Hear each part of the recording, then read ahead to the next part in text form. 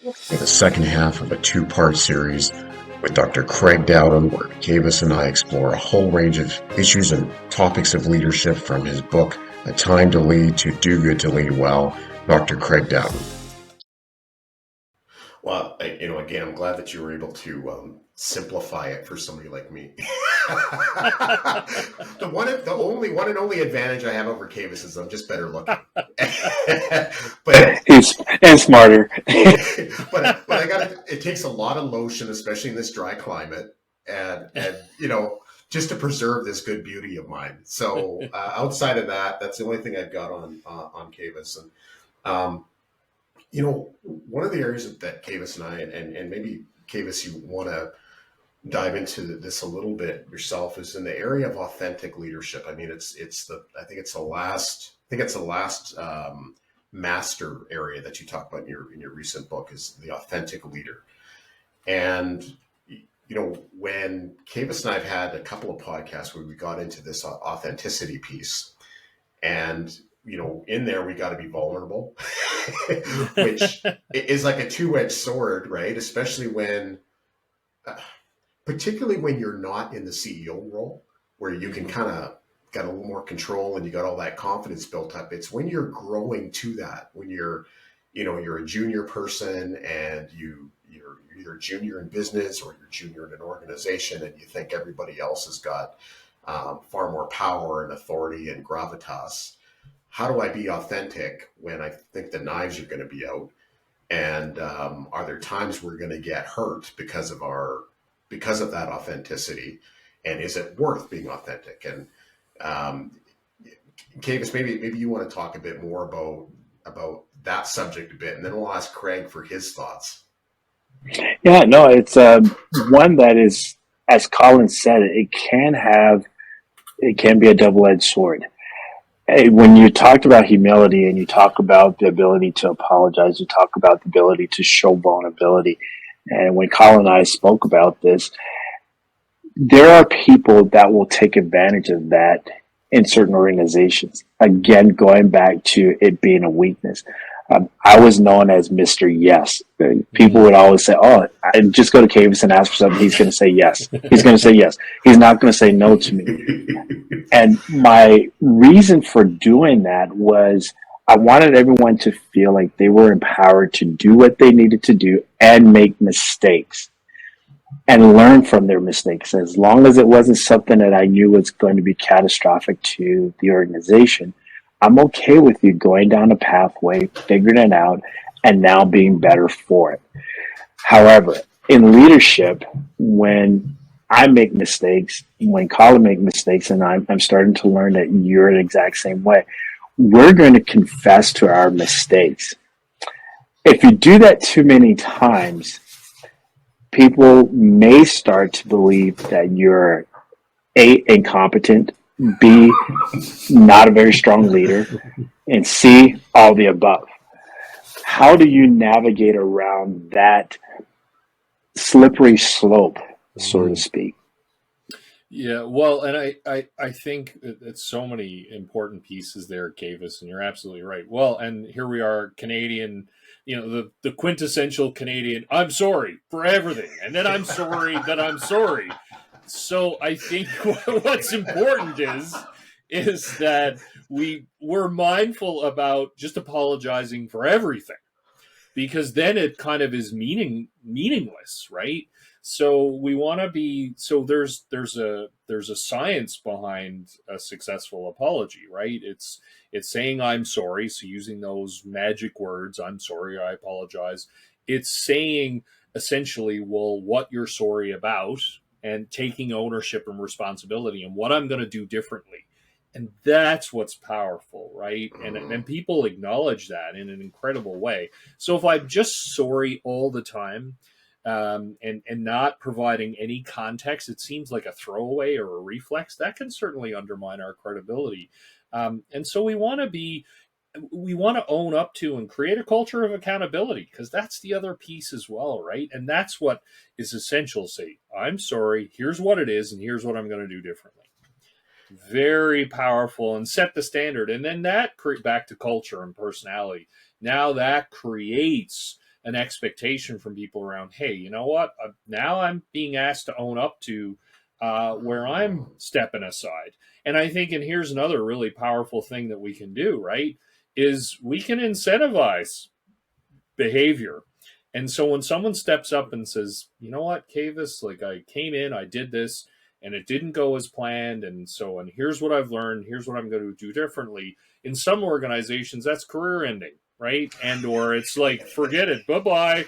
Thanks for trying. And then it's hilarious because I have conversations with executives where it's like, why doesn't anyone think outside the box anymore? It's like, because the last 5 people are gone. Like, how are you expecting that if you're turfing people as soon as?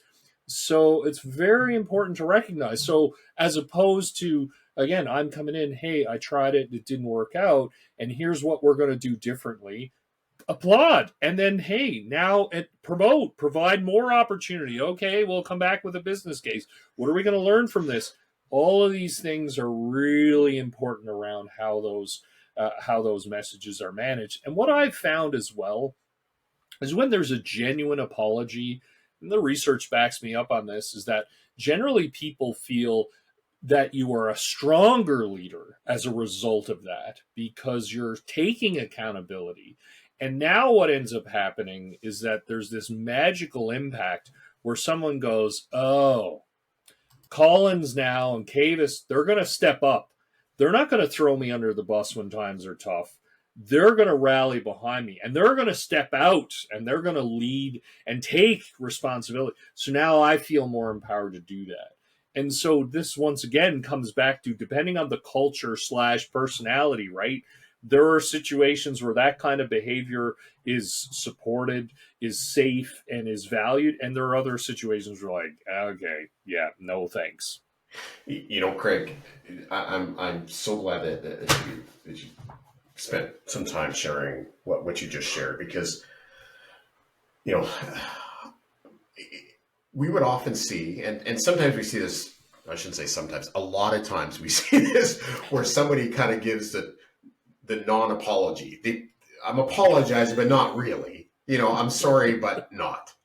And it's like, and it usually starts off, well, I'm sorry that you interpreted what I just said in this way, right? And it's, whereas what you're saying is, if it's truly heartfelt, you're taking responsibility. You said, like, even if I'm only 10% wrong, I'm taking responsibility and I'm willing to act on that and to demonstrate that I'm going to take a step in there.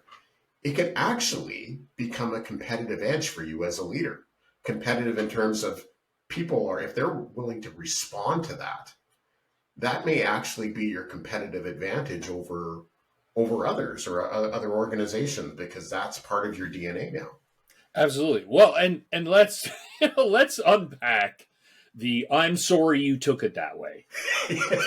What are we actually Kavis, saying? Let's unpack that. That's right. Yeah, that's right. The other day, I'm sure.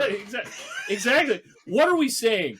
Well, if we were to dissect and go into our inner voice, basically we're saying, I'm sorry that you're not smart enough to understand what I initially said, and now I've got to explain it again. So, like, because it's all on you.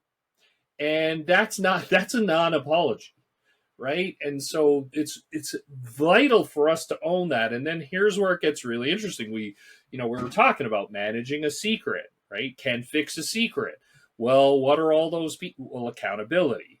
Well, if I'm not taking responsibility for my actions, and everybody knows the elephant in the room, I made a call and it didn't turn out. Even as you say, Colin, I'm 10% wrong, 20% off.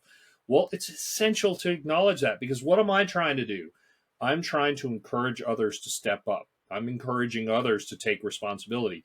What's one question that I consistently hear with almost every executive that I coach? What would you wish more you'd see more? What would you like to see more of in your team? Accountability, responsibility, people owning stuff, right? Well, and then what's fascinating, and I love, Kavis, that you asked about apology. Marshall Goldsmith, right, one top-rated executive coach in the world, wrote, "What got you here won't get you there." He said, apologizing is the magic move for executives. And he said, which I think is so powerful, he said, how can we expect other people to demonstrate responsibility for their behavior and decisions when we fail to demonstrate that for them? So it's such a powerful question, right? To say, when someone, oh, I can't believe that, people they didn't take responsibility, didn't take accountability for this. And then I ask, hey, when's the last time you apologized? When's the last time you owned up for a misstep? And then it's no pressure. It's just, now, are we expecting something different than what we're modeling? Because what do? People look up to figure out how to behave around here. I've shared this before, where I was really, really fortunate at one point to have a manager. Wasn't my direct manager for very long, but really became essentially a career-long mentor for me. And one of my first conversations with them when they hired me was like, by the way, Colin, get used to saying I'm sorry. Get used to me telling you I'm sorry. Yeah. Just get used to it, because there's going to be mess ups, right? And I thought, and it was to your very point. I thought, oh, okay. Like, at first I thought that was kind of a strange thing to say, but I also felt safe to be able to say to them, hey, I messed up on something too, or I thought this was going to work out, and for whatever reason it didn't. And that manager created, and essentially out of the people that manager managed, there were several people that became leaders in other organizations over time, and so I am eternally grateful for their guidance by doing that one particular move, which, frankly, I spent some time working in government, and I would hear ministers and deputy ministers, coming off the cloud and kind of land in front of you and say that we need more innovation. We want to be innovative, and you'd see people kind of look around, and it's like, but you can't make a mistake, right? And innovation by its very nature includes failures. It includes trial and error. Mm-hmm. And if you're always knocking it out of the park, it's because your park isn't very big.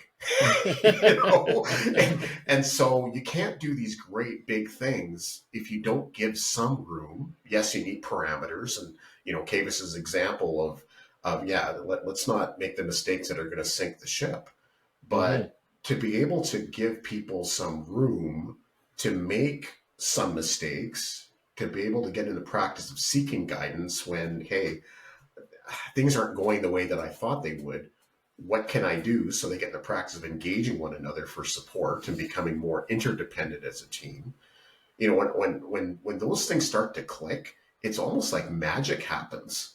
And again, I'm really excited to see in your book the science and the research that you did on that, to say that's actually real. It's just not Colin and Kavis coming up with something as we were driving down, rural Saskatchewan roads hitting birds. That's right. Yeah, exactly. And sharing hand cream and the skin regimen and everything else. It's there's something. I mean, those are important, and then also there's something else bigger than self goals. Well, and one of my favorite acronyms is for the word FAIL, which is first attempt in learning. And again, as you pointed out, right, about innovation, that's you can't. How are you going to be doing something new without failing? Like it's a part of it. You don't just jump on the ice and you're an A+ skater, right? You've got to do the reps. You got to try things. You got to be nimble, right? They talk there are iterations. Right? People talk about that over and over again. And I love the point that you're making as well. Pick a smaller piece, and Kavis, great to hear you discuss, right, your philosophy around, hey, go out, you've got this plot of land, go for it, play around, and learn. It's not going to capsize the ship or bankrupt the firm. You can go out and do this. And now, what does that provide? Again, attempt in learning. Now and this is where we go off, unfortunately, around failures that, and get all upset around. There's learning in that.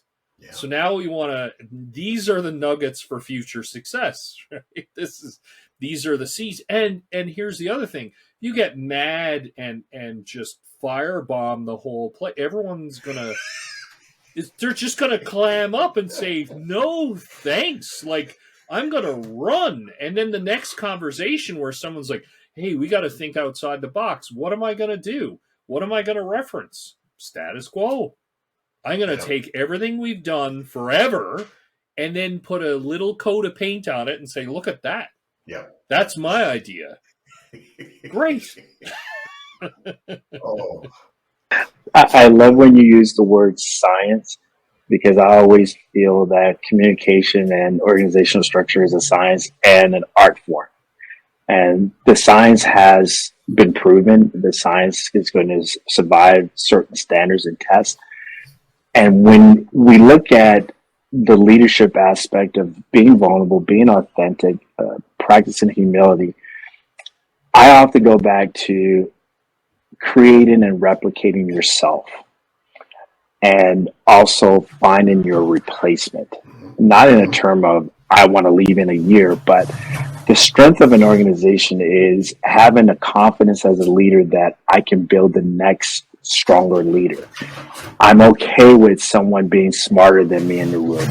I'm okay with someone having a better skill set in sectors than me, because the organization, which is the ecosystem that we're should be most concerned about, is healthier. Therefore, I need to give latitude to individuals to be able to grow, to be able to innovate, and not have that insecurity that this person is going to replace me. And I think that. no, we just lost Kavis there real quick. We lost Kavis, yeah. Yeah, but you know, his point about the insecurities that sometimes happen, and he and I have talked about this because I've gone through this, where, you know, I spent a lot of time trying to prepare the 2 or 3 or whoever people that could step in if something were to happen. Now, for me, what actively triggered that was a health crisis for me. That suddenly I didn't have a lot of choice. I kind of had to be out of the picture for a short period of time and allow others to step up. And I'm like, okay, am I doing everything I can to prepare them? Mm-hmm. And you know what? If they're really successful as a team, and I got 2 or 3 strong leaders, that actually freed me up and frees me up to be able to do further growth in areas.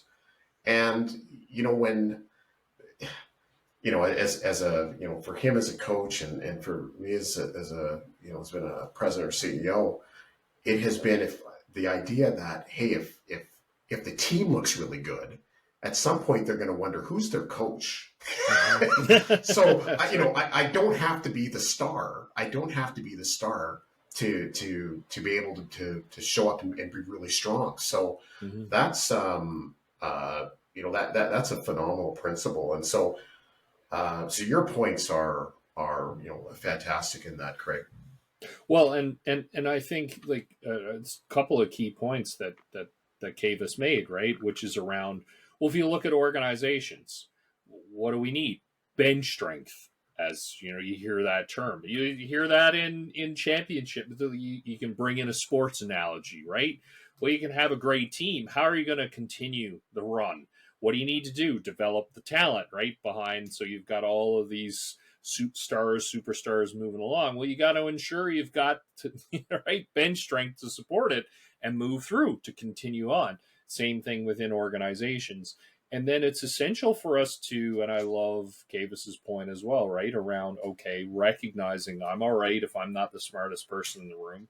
And many would say it's not a great idea for you, because if you're the zenith of the room, well, how are you going to consolidate all of the amazing ideas? Because it's collective. There's so much research that shows us diversity drives extraordinary decision making. This is, again, a powerful scientific finding.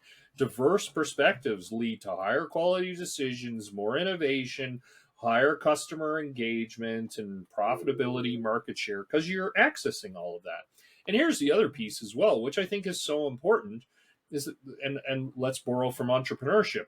This is one of the reasons why entrepreneurs often aren't the best people to continue their companies. And they often, either the companies go sideways or they have to remove themselves and find someone else because they are able to move along in their journey to a certain point. And then when the organization hits a certain inflection point, oh, well, now there may be new leadership required. So there's so much to take from that, right? In terms of saying, okay, so where do I add maximum value? What is my shelf life? And when does the organization need a different set of skills or what have you? Or how am I going to continue to add value within this particular ecosystem? And once again, back to humility, and I would, argue that that's one of the essential leadership qualities, and awareness, right, of self, so that I can make those informed decisions. You don't want to overstay your welcome. Yeah, it's a really unselfish act, and a person has to. They need to give themselves permission to feel it's time for me to be unselfish. Well, and sorry to interrupt, to your point, like what I loved also, Colin, about what you were saying is that people, when you have a thriving organization, right, or a thriving team, and this happens a lot as well in my practice, right, where you hear someone's afraid they need to be the smartest person in the room or the highest producer in the room because I'm going to get the credit, right? It's going to be me. And then what's really interesting, though, and I love that you highlighted this, Colin, was that when you've got a successful team, people are going to ask, who's the leader? What are they doing over there? How come 90% of my organization is in the red and Colin and Kavis's units are rock stars? Like they're just hitting it out of the park. What's going on over there? And then that's what's really cool as well, right? In the work that I do is that leaders will step back and say, I'm just creating conditions for everyone around me to flourish and bring their best selves. And then the rising tide lifts all boats, right? So everybody is going to benefit from this. And where are people going to look? It's the leader of the pack. And then so naturally back to bench strength and elevating, it's okay, now you can move to next level because people are going to see the results and go, okay, well, wow, we want to see more of that in an even broader capacity. So it's such an important lesson for all of us to remember. And Craig, just my apologies. This is such a good conversation, and technology is just killing me. But I honestly can go with you for hours, so forgive me. When you look at and you talk about that confidence as a leader and understanding the bigger picture and the strength of a team is the individual parts, therefore I need to edify every individual. Is it now a shift where, let's go on the opposite side, those people that you're given latitude to, that you're given some creative freedoms to, have we seen a shift in patience in organizations from those being led and being groomed? That if I give employee X an opportunity and they come up with an idea, all of a sudden the next day they're in the office and they want to be elevated to an executive level. Yeah, where have I seen this before? Yeah, my saying is, come in as a junior assistant at 8 o'clock in the morning, leave as a vice president at 5. Yeah. How do you manage that? How do you manage the egos of those that you're trying to groom and elevate as a leader and keep them humble in a sense that it will allow them in a few years to become the best version of themselves and be an integral part of the success of the organization? Absolutely, and I hear you and feel you at the same time in terms of just that challenge. And this is what I find is also fascinating, right, about what we've just been through and continue to navigate through, is the conversation around performance. And I think for many years, one could even say decades, we have not done that particularly well. About what good performance looks like. And then also expectations. And I think this is something else that's come out of it. is that, okay, so as an example, well, you've got to be in the office. How come? Like, why am I coming to the office? And well, just be here. That isn't a great answer. So now what we've done, and this is where I think it's so vital, is to share our expectations. Okay, here's the pathway to get from A to B or A to Z or wherever you want to go, and start having those conversations with people about, okay, when you join this organization, these are the steps to go from junior assistant to this, and these are the types of results that we're looking for. And so in a lot of organizations that I work with, either those conversations don't happen, or people will say things like, well, just keep doing what you're doing, which is basically like, well, some magical time. It's like, how much longer till we get there? Oh, 5 more minutes, kids. It's just keep going, keep going. And so I think for all of us, and this is uncomfortable, because now we've got to start to reconcile what that journey looks like.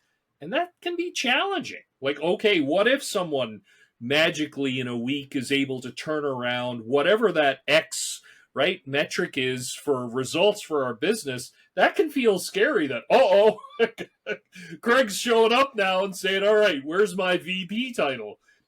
And this is what I think for a long, long time, there's been tremendous ambiguity to the performance conversation, to the progression conversation, and there's some uncertainty attached to it about, okay, and how am I going to measure all of that? And before it just was, and it really wasn't questioned because it just was the way things were done. So as an example, let's have some fun with it, right? How do people figure that out? Seniority. Well, hey, I want to be X. Well, you haven't been around here 30 years. So when you get there, well, here you go. You get your watch and you're this office. And so we've had these, and I love, we can link it back to the beginning of our conversation, misguided assumptions or unstated assumptions or practices. So now we've got to raise our game around what good performance looks like, what progression looks like, and the steps to get there, and manage those conversations. Because to your point as well, Kavis, is so important, because sometimes people are afraid of, oh, well, I can't talk to Colin because, well, if I tell him it's not going to happen for X period of time, let's say it's 6 months, maybe it's 6 minutes, right? Hey, I want to be at 6 minutes. Well, Colin's going to leave.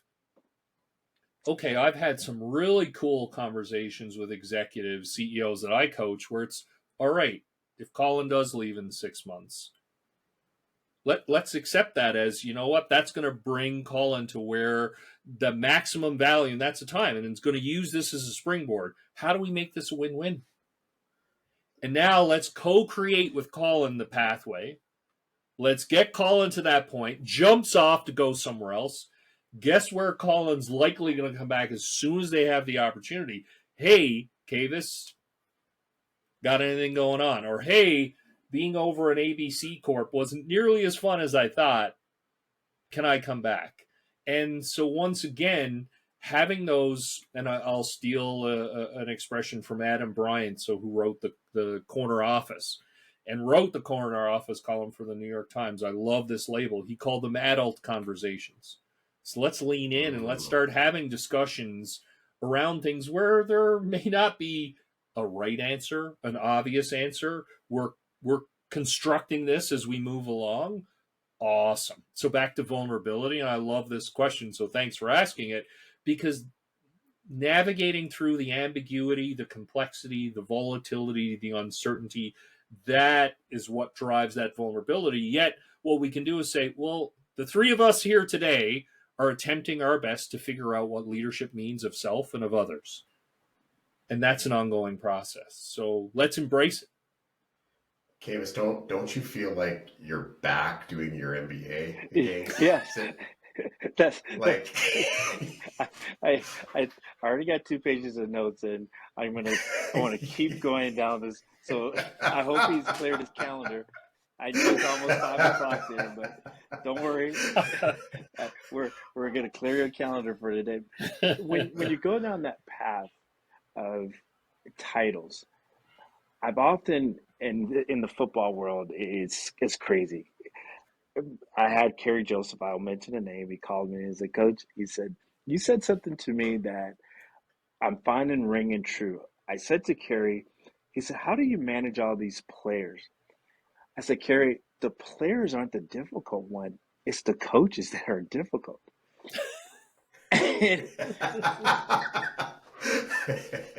managing their egos was the most challenging of being a head coach and a general manager.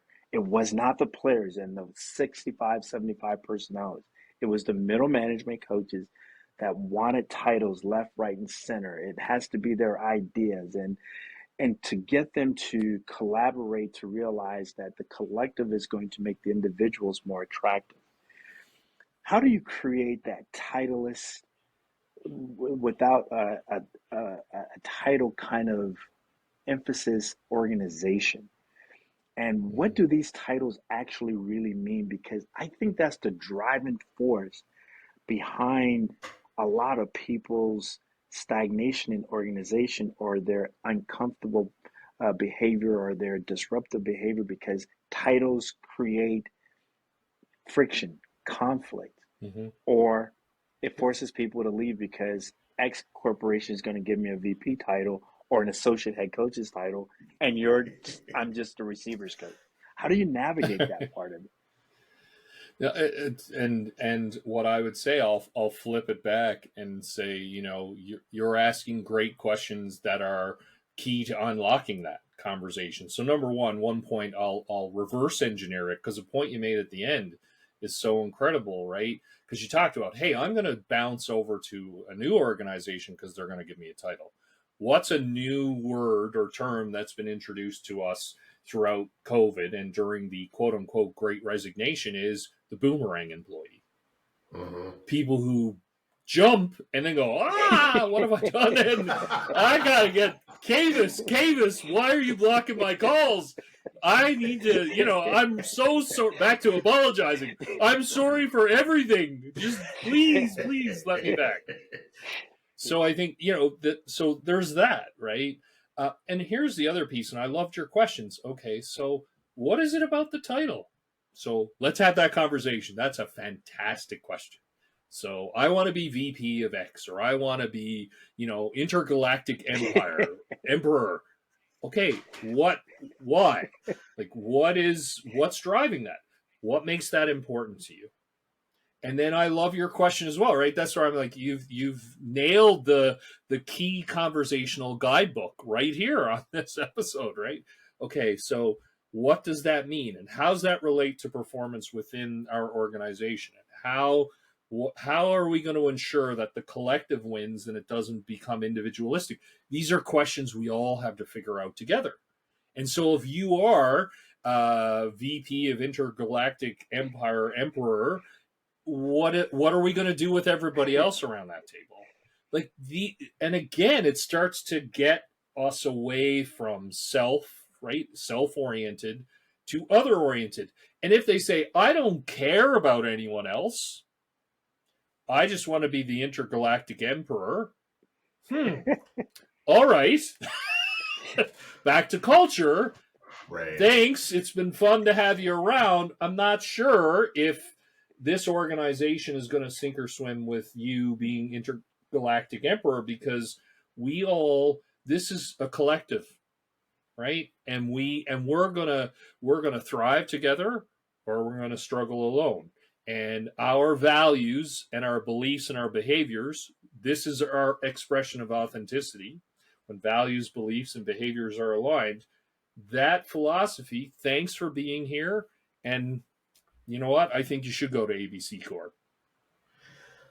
I'm going to be listening to this cast several times here, because I can't write fast enough to be able to. This is phenomenal, and I realize we're, with the time that we're putting it, we're probably going to end up splitting this into 2 episodes, or 3, or 3, yeah, because there's so much depth in here. But before we get to our kind of our closing questions, because we got, there's one famous one it's going to be famous. that we weren't going to ask. But I do want to let people know for sure that, Craig, you have a fantastic podcast channel yourself. And the Do Good to Lead Well podcast, you interview Fortune 500 CEOs, CEOs of business associations, in every aspect, whether it be manufacturing, finance, all sorts of industries. And I've been able to listen to a number of them, and I am consistently fascinated by the humility that I hear through the voices of each guest that you have. And these are leaders of some of the most, I'm going to say, literally the most powerful companies in the world. And so A, I'm impressed by that. B, it's like, man, there's a lot of shine on Craig here, bro, because the fact that they would open up that way, because that has not been the status quo. And all we have to do is open up a newspaper, particularly when it gets in the political realm, where people do not open up. And we already talked about this, but I do want people to know that cast is available. If they're on Google Play or Apple, I think a number of platforms, but Do Good to Lead Well, named after your first book to catch that. And I also want to thank you for taking this time again this afternoon here. And even though I probably cut short your time with your mother, and I know not to mess that up, because Kavis and I have had a few stories about making sure that mom's okay, and I think I got Ms. Reed really upset because Kavis bought her a car. That's not. We won't get into that. That's the bonus material. Yeah. Sorry. Yeah. That's for the B-roll. That's right.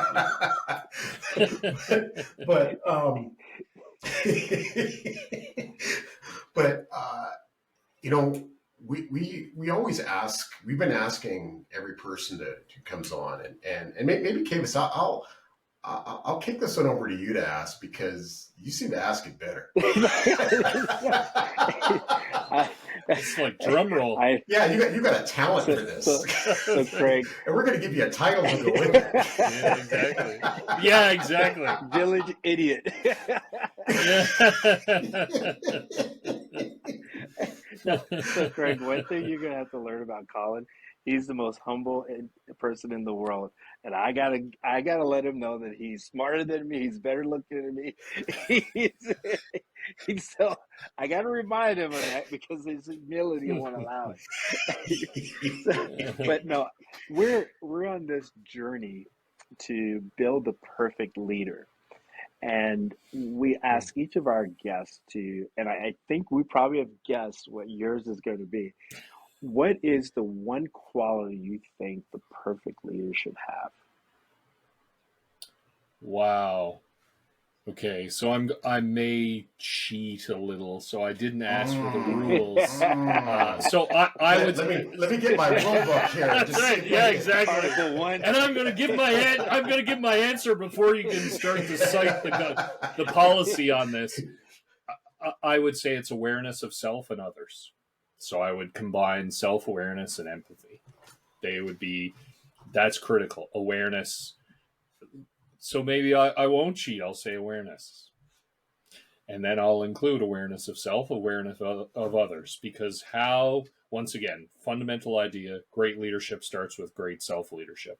How can I lead myself in the best way that I can to bring out the best components of myself? If I'm not aware of who I am, what I want to accomplish, how I want to accomplish it, and why I want to accomplish it.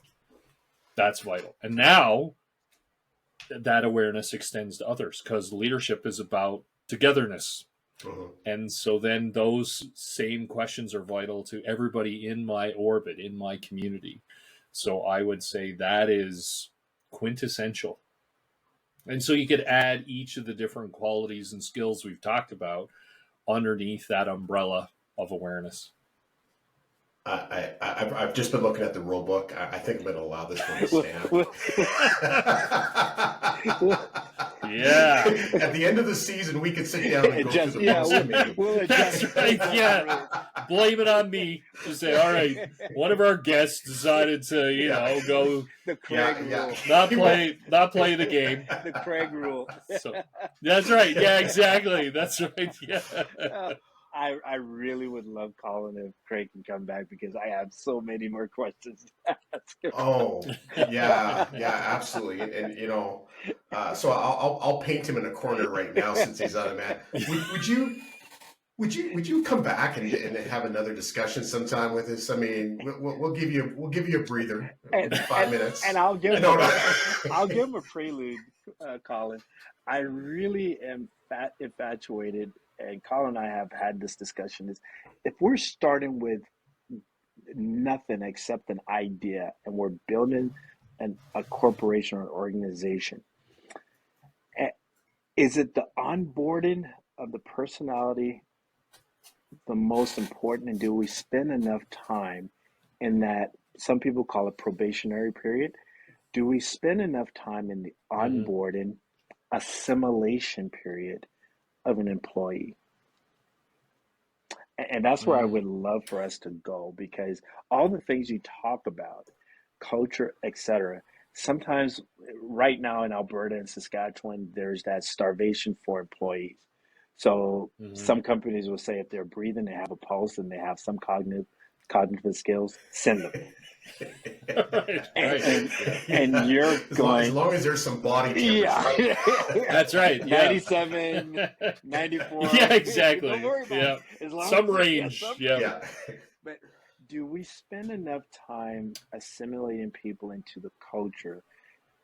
And before that, do we spend enough time defining our culture? So I'm going to have some fun. So I'll say absolutely. I'd love to come back. Love both of your passion for leadership and positive leadership in particular, and your love of having fun, being from Newfoundland. I want to turn everything into a Newfoundland kitchen party. So success. And what I'll tease it a little bit in terms of, I appreciate your point about the assimilation, you know, and then integrating, onboarding employees in. And I would say a quick answer is no. And the other piece is we often tend to think we're much better at it than we are, or we'll assume it'll happen organically. Just, oh, okay, they're hired. Okay, you know, wash my hands. Done now. They'll just figure it all out. Here's the other piece. Fun question I'd turn around, though. What are the consequences of assimilating a new employee into our organization? What opportunities might we miss about their naive perspective in how our organization works? How might we capitalize on that insight and lack of experience in onboarding? So now we start to look at it on both sides of that question, right? This would be a fun conversation. Yeah, absolutely, a fun conversation. This is. Yes, I got some thoughts, but man, I'd be going down the train tracks right away here too. I'm trying to hold back.